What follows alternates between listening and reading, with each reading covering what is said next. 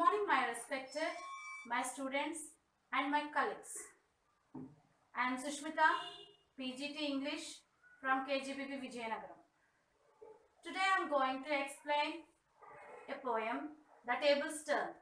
Before explaining the poem, I'll give just a little introduction about poetry. Poetry is a vast subject, as wide as history and present wherever the relation present and possible under some definitions.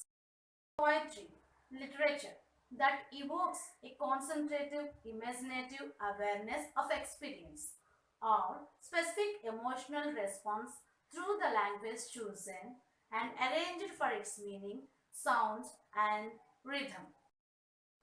Can you tell some of the poets' names? Can anyone tell? Yes, you know. Let me tell. The most famous poet is William Shakespeare. He is the famous English poet.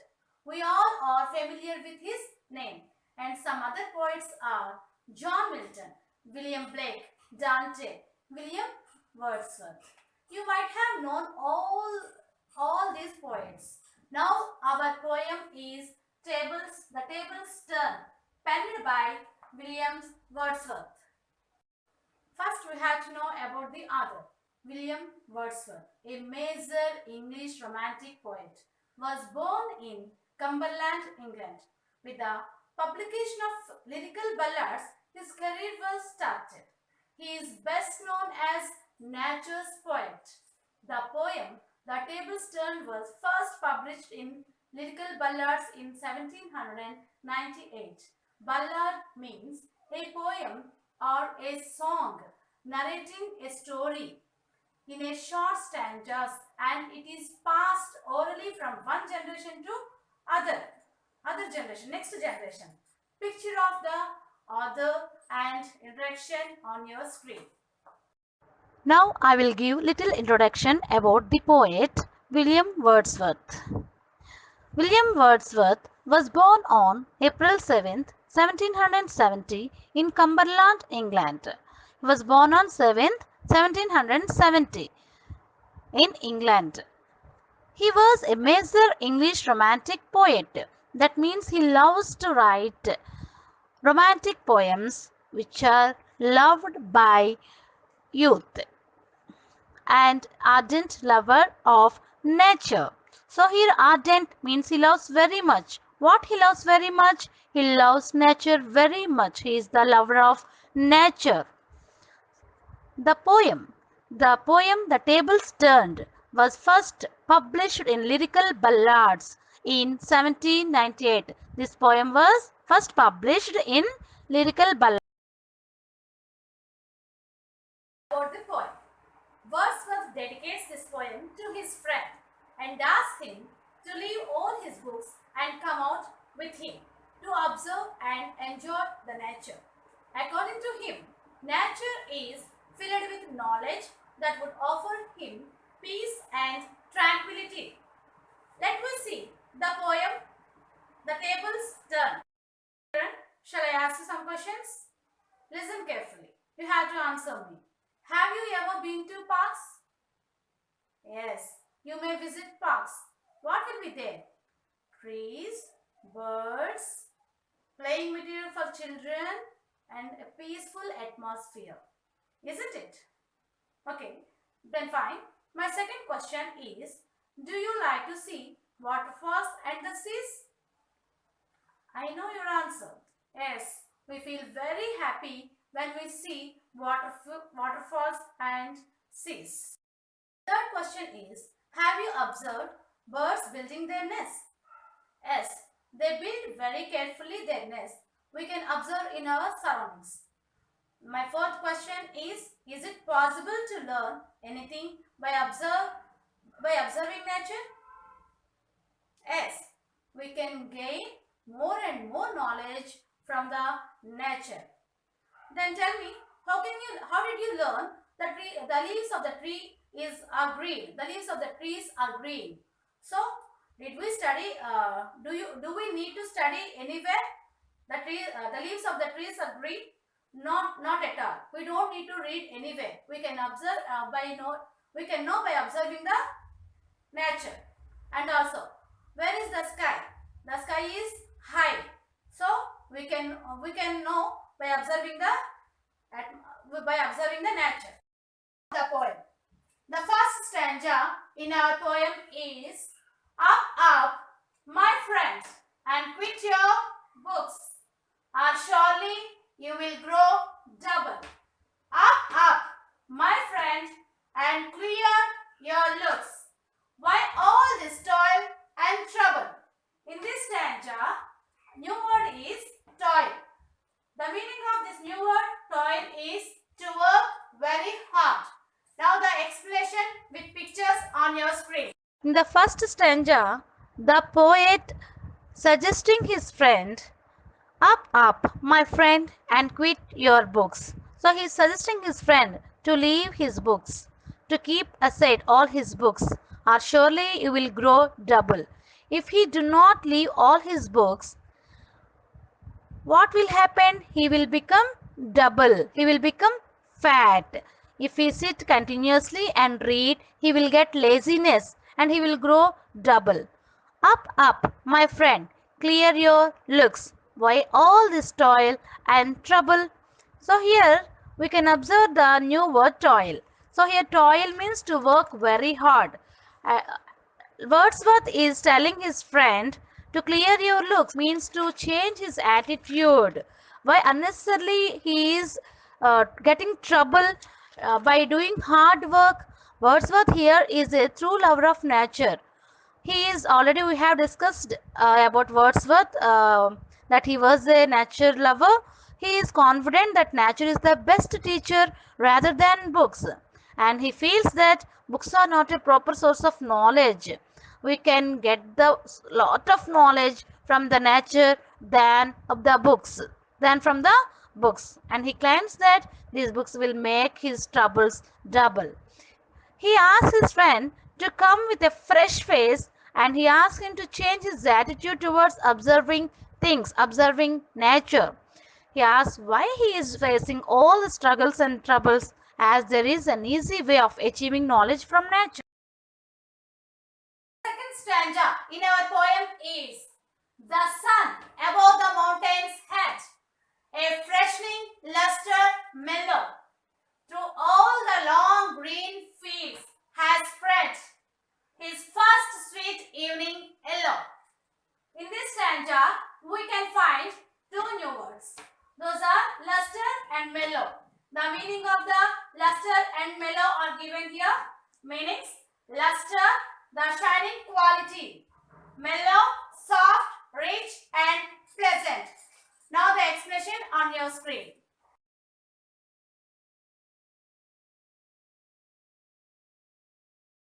In the second stanza, here we can imagine the poet's views. Here he is describing about the sun, the shining sun. The sun is above the mountain's head and it looks very fresh. The sun is shining softly, rich and in pleasant manner. Yes, it is evening time. We will all waiting for last bell to pack all our belongings, isn't it? Am I right or wrong? Our faces will glow at the time due to we are getting long time to take relax. In the same way, the sun is ready to set. At that time, the sun looks very beautiful and the sun spreads its shining rays on the long green fields. Now, the third stanza in our poem is, books. It is dull and endless strife. Come, hear the woodland linnet. How sweet his music on my life. There's more of wisdom in it. And hark, how bleak the throstle sings. He, too, is no mean preacher. Come forth into the light of things. Let nature be your teacher. In this stanza, we can find three new meanings, new words. One is strife, next one is hark, and another one is breath. So the meanings of hark, strife, and breath are here, are given here. Hark meaning is listen. Strife is angry or violent disagreement between two people or group of people. Breath means happy. In this stanza, the poet says the process of book reading is bore and dull. It is an endless process. Books, it is a dull and endless strife. So that means the process of book reading is bore and dull. It is an endless process. Come, hear the woodland linnet. How sweet his music. So he invites his friend to come to the woodland and listen to the songs of linnet birds. On my life, there's more of wisdom in it. He swears that, the poet swears that there is more wisdom in the song of a bird than that of a books. And hark, how blithe the throstle sings. Throstle is another bird. We can see this bird in UK. So here the poet, in this stanza, the poet mentioned two birds, names of two birds. One is linnet and another one is throstle. So and hark, here hark means listen, and hark and listen. How blithe the throstle sings means how happily. Blithe means here happily. How happily the throstle bird sings. He too is no mean preacher. Here this bird also our teacher. In the nature, so many birds are there. Those birds are all our teachers. We can learn from many things from those birds than that of books. Come forth into the light of things. Let nature be your teacher. So here poet is telling his friend to come out into the light of things, means come out to observe the nature. Let nature be your teacher. So he is again confessing his opinion with his friend. He is trying to change his friend's attitude towards the nature, and he is telling the nature is our teacher. So he is climbing he is climbing at most. Nature consoles, he is confirming nature consoles when books irritate. So nature gives happiness when books irritate us. So if we are bored with books, what will we do? We will go out and we will observe the things. We can enjoy the nature. If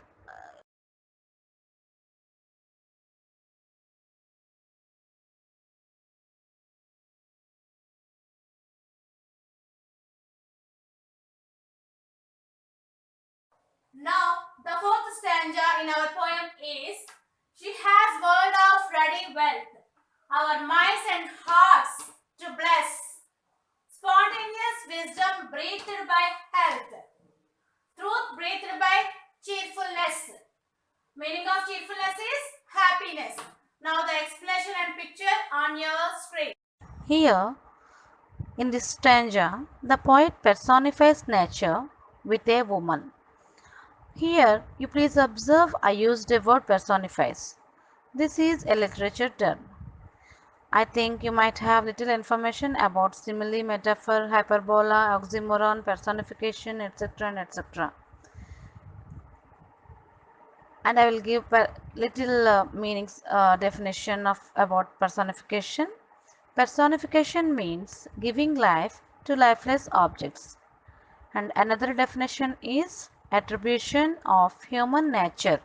Attribution of human nature or character. Human nature or character. Attributing to animals or inanimate objects. So, the poet treats nature as woman. She has a world of ready wealth. And here the poet says, the nature has a world of ready wealth. Here, wealth is not in the sense of rupees and gold, but in the form of knowledge. We know the knowledge is the real wealth. Our minds and hearts to bless spontaneous wisdom breathed by health. Mother Nature is full of wealth. She is ready to give her fruits on our minds and hearts. Our minds and hearts to bless. Here that sentence means she is ready to give her, the nature is ready to give her fruits on our minds and hearts. Means nature is ready to give more and more knowledge. Mother Nature could fill our mind with the practical knowledge. And nature could keep our heart and soul with joy and cheerfulness. So here truth breathed by cheerfulness. So our heart and soul with joy and cheerfulness. Nature could keep our heart and soul with joy and cheerfulness. So we can get good health and wealth from nature. If we are healthy, we can gain more and more knowledge. That is our wealthy. Now, the fifth stanza in our poem is one impulse from a vernal wood may teach you more of man of moral, evil and of good than all the sages can. We can find three new words in this stanza. Impulse, number one is impulse, vernal and sages. The meanings are given here. The meaning of impulse is strong wish. Vernal wood is connected with spring. Sages means saints. Now the pictures and explanation on your screen. In this stanza, impulse means one impulse from a vernal wood. Impulse means a strong wish. Vernal is connected with the season of spring. It is the spring is after winter, before summer. Here the poet says, if we have strong wish to learn from the nature in the season, the nature may teach us more. One impulse from a vernal wood may teach you more. That nature may teach us more. Of man, of moral, evil, and of good, than all the sages can. It teaches us moral, evil, that means good and bad.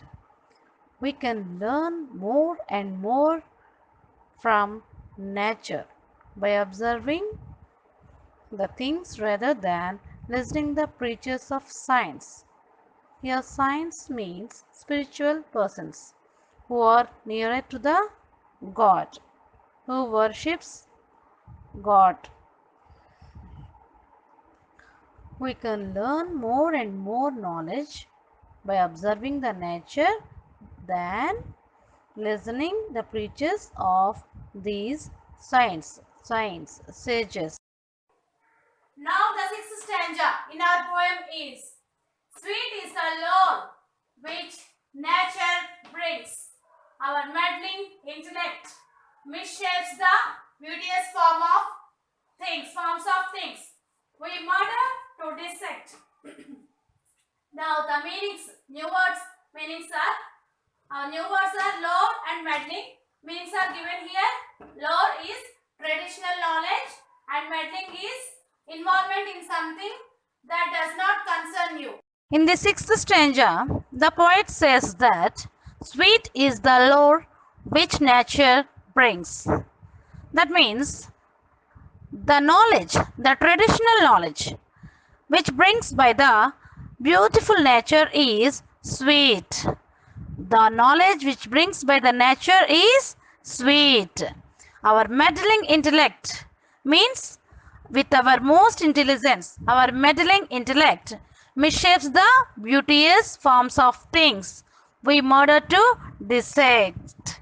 That means with our most intelligence, we are spoiling the beautiness of our nature. Nature means everything. trees, birds, creatures, waterfalls, seas, rivers, whatnot, everything. But we are murdering our nature by throwing polythene covers here and there, cutting trees, releasing the waste from factories into rivers. Oh, in this way, we are spoiling the nature. Children, do you know the sparrows? I think you might not have known these small birds because they were extinct in our nature due to the radiations releasing from phone network towers. So you can see this in the picture in the movie Robo 2.0. So in this way, we are misshapen, we are murdering our beautiful nature. Stanza in our poem. The last stanza, seventh stanza in our poem is enough of science and of art. Close up these barren leaves. Come forth and bring with you a heart that watches and receives. We can find only one new word here, that is barren. The meaning of barren is dried. Now the pictures and explanation on your screen.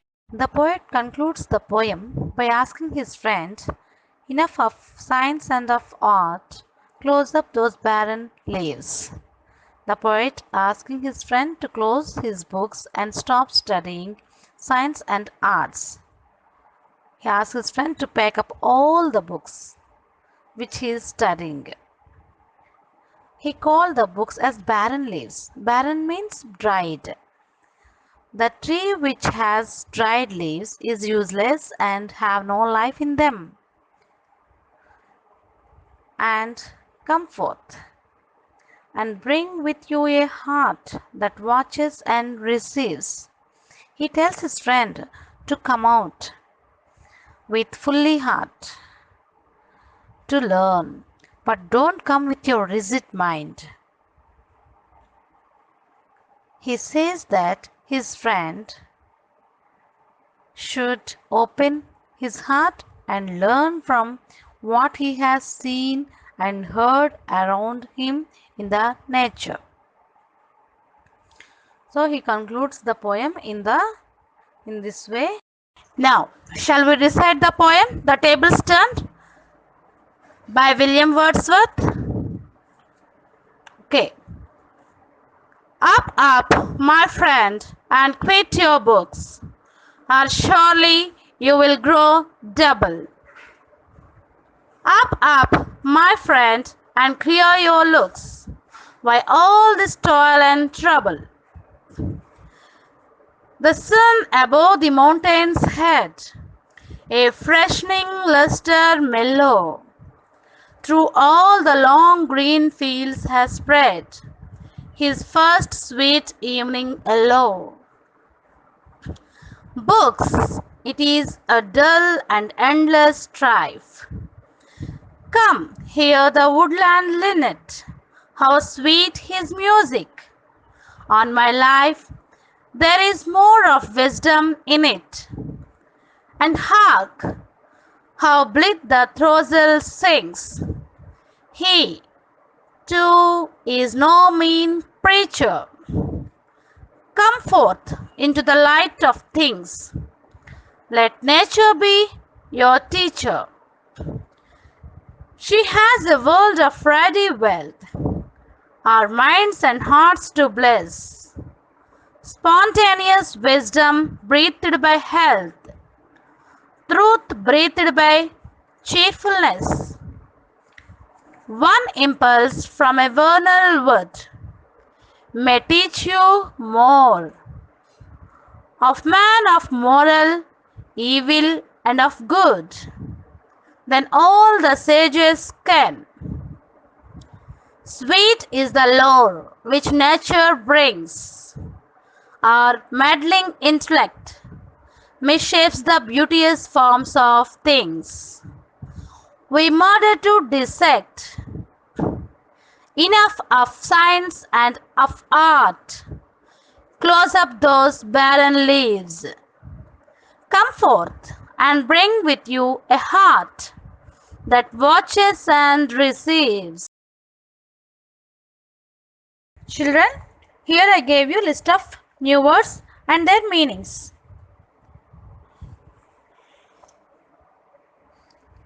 Number 1, toil. First one is toil. T-O-I-L, toil.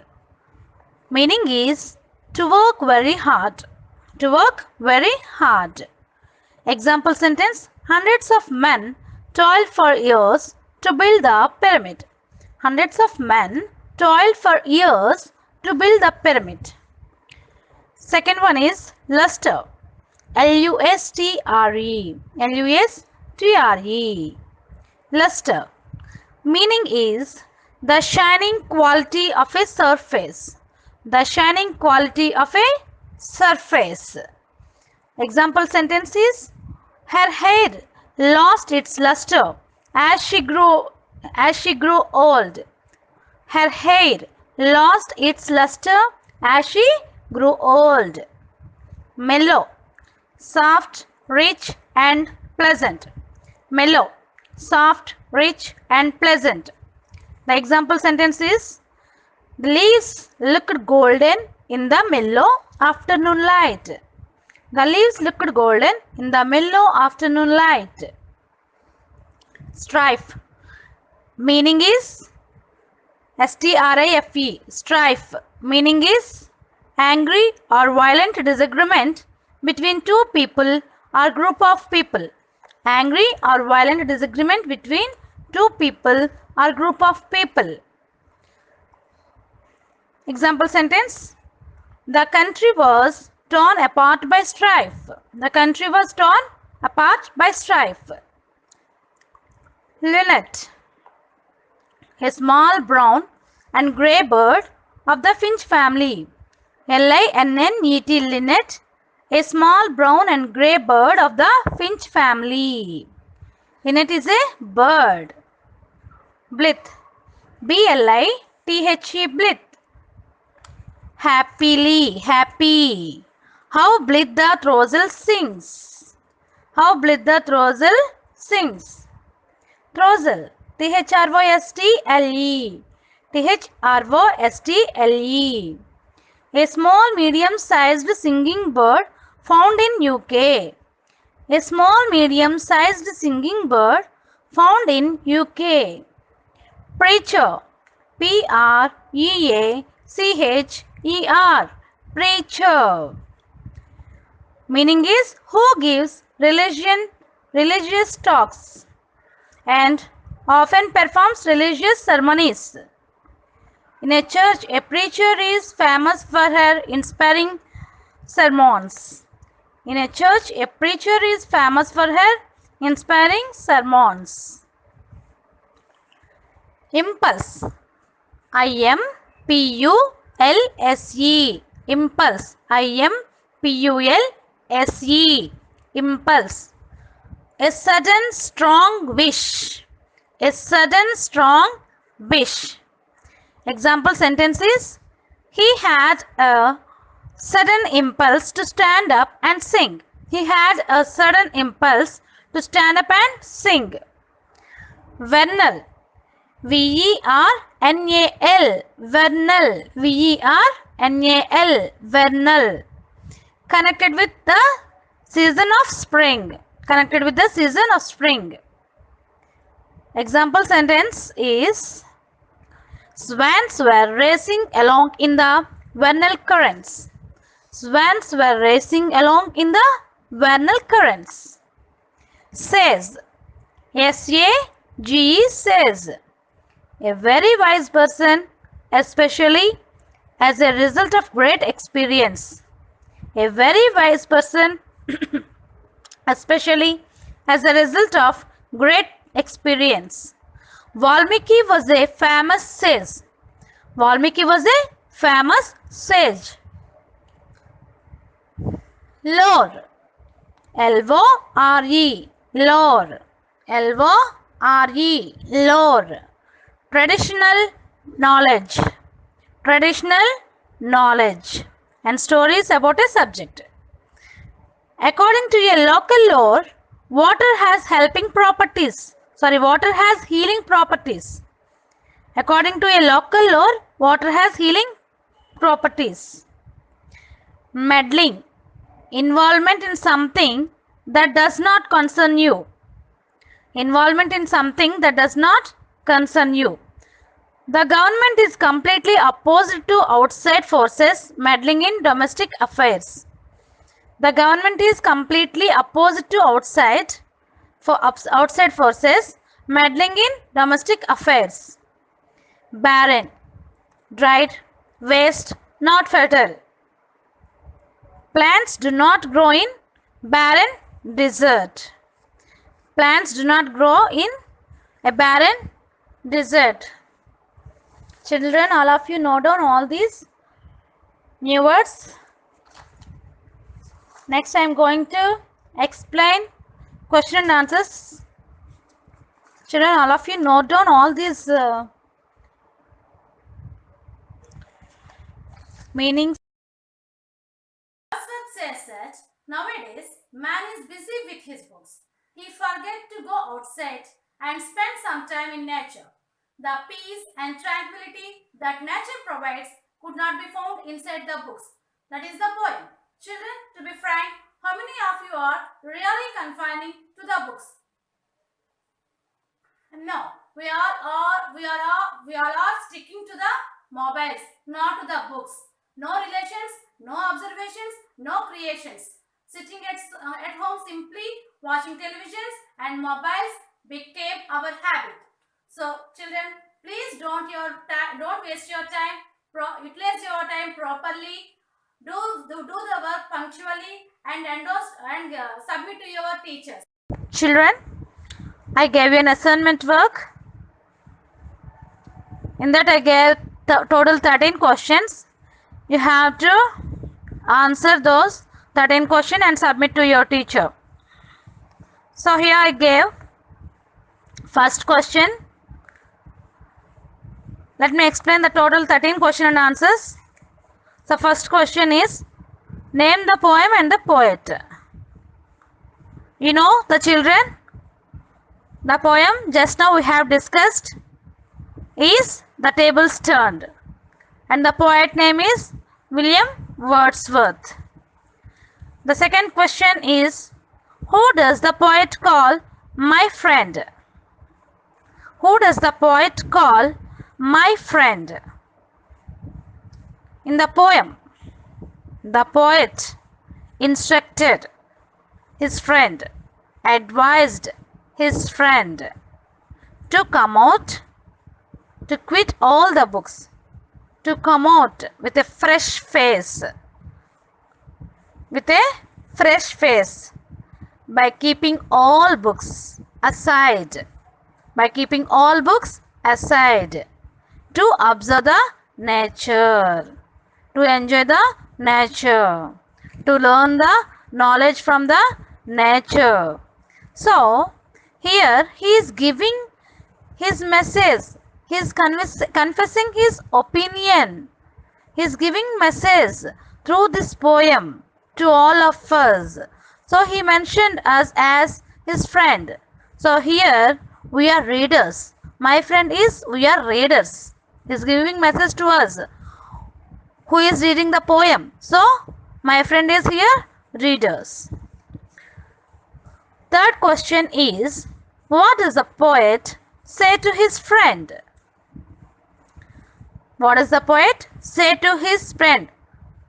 What the poet said to his friend? Can anyone tell?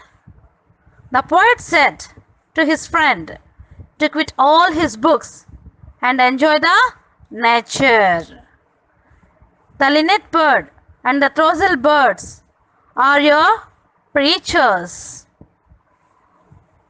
In the nature, we can learn many things from the birds. So, those are your preachers. Now, fourth question is, why does the poet call toil and trouble useless? We have already discussed in the poem. The poet said, as there is an easy way to achieve the knowledge from the nature, why are you taking so much trouble? Why are you doing lot of hard work unnecessarily by reading continuously? We can learn the knowledge by observing the nature, that is practical knowledge. We will get practical knowledge by observing the nature. Learning by doing also. Number 5. What does the poet say about books? The poet said in the poem, the books are bore and dull. Those are endless strife. According to the poet's opinion, the books are bore and dull. Those are endless strife.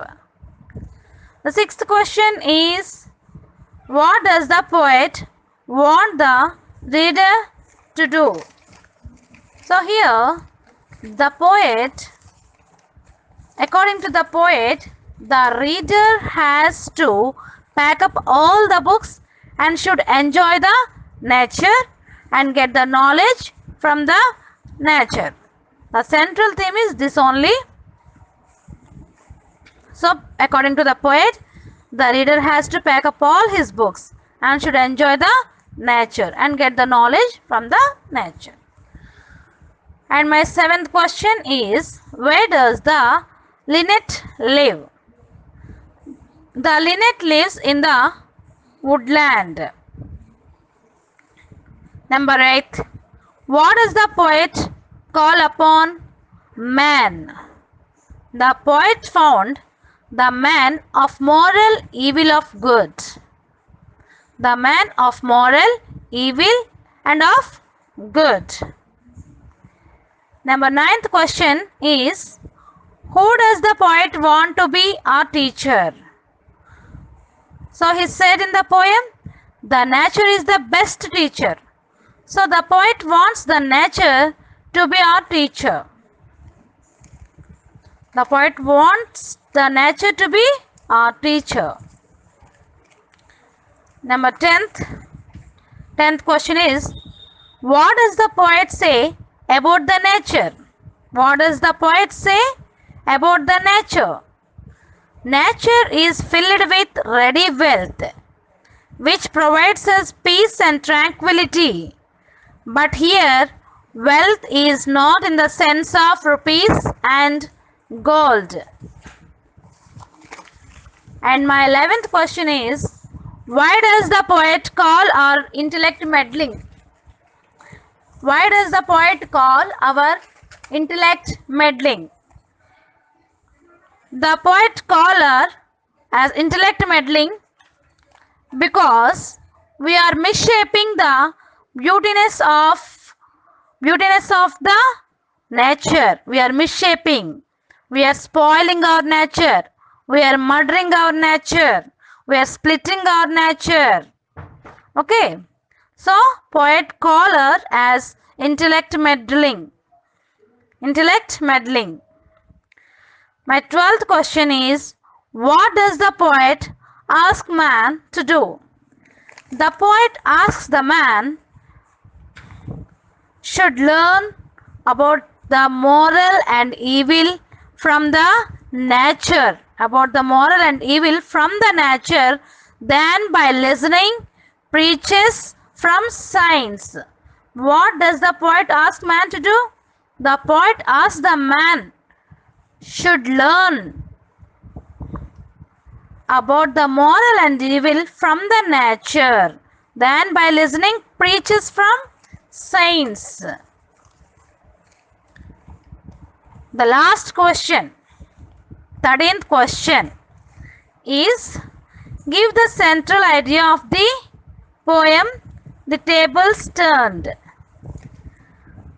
We all know the poem is mainly about nature. It says, books are just barren leaves that provide empty knowledge. and that nature is the best teacher which can teach more about human evil and good. Okay.